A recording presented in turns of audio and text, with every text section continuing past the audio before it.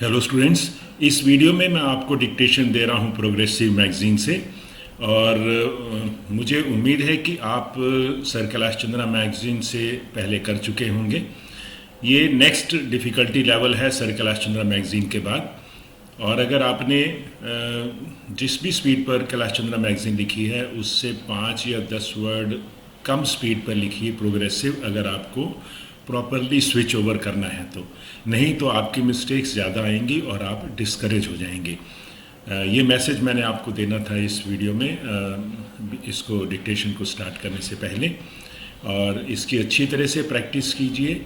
जो भी आपको आउटलाइंस ट्रांसक्रिप्शन करने के बाद जो भी आपसे मिसिंग हो जाती हैं, सब्स्टिट्यूशंस होते हैं, उनको प्रैक्टिस कीजिए और उसके बाद उसको फिर ज़रूर लिखिएगा। ये मेरी सजेशन है। और लास्टली, अगर आपने इस चैनल को अगर यूज़फुल लगता है और आपने सब्सक्राइब नहीं किया अभी तक, तो प्लीज़ इसको सब्सक्राइब भी कीजिए। Thank you. Please get ready for a dictation of exercise number 21 from Progressive Magazine of April 2022. 5 seconds.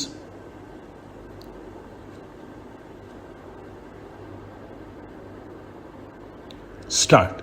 Sir, last one which the finance minister has indicated in his budget speech and coming to the finance bill, I would like to make some preliminary remarks. The previous speaker, the honorable member, compared India's performance with the performance of some other countries. We are accustomed to it. Whenever members of the Treasury benches speak, they compare India's performance with that of Pakistan, Ghana, Nigeria, and so on. I think it is most irrelevant. India cannot be compared with Ghana or even with Pakistan. India's industrial base, its resources are not comparable to any of these countries. Even such comparison is done on a very convenient basis.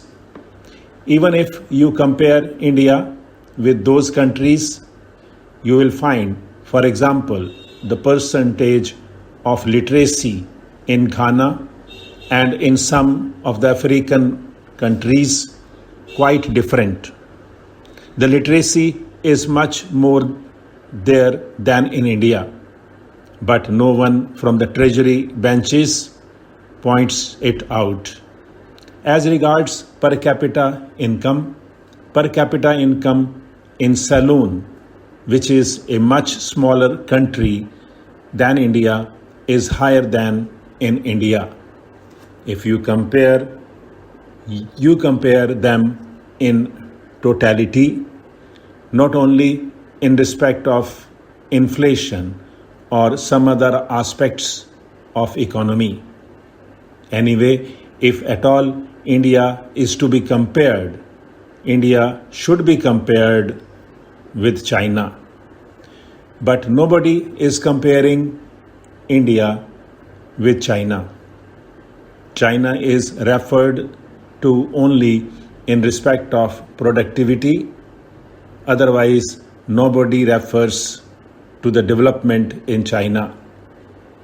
While discussing the finance bill, I would like to make a little reference to the original budget, because the finance bill is meant to give effect to the financial proposals contained in the budget for the year 1998-99. It is the general thinking of the people, and it is also an accepted theory that the budget of the government reflects the economic policy of the government. It indicates the path in which the ruling party wants to lead the country so far as the economy is concerned, so far as agricultural production is concerned.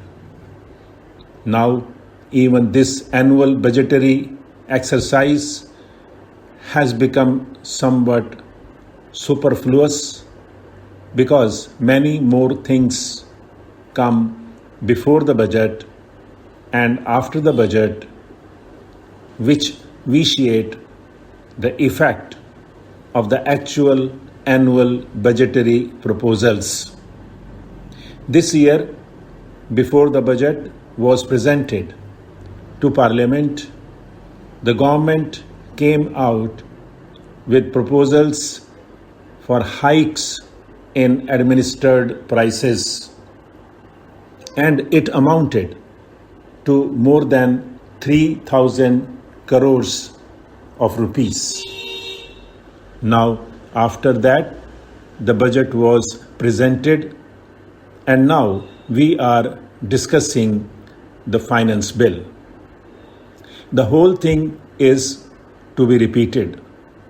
It is quite possible that after the Parliament session is over, the government will again come out with proposals for hikes in administered prices for 1,000 or 2,000 crores.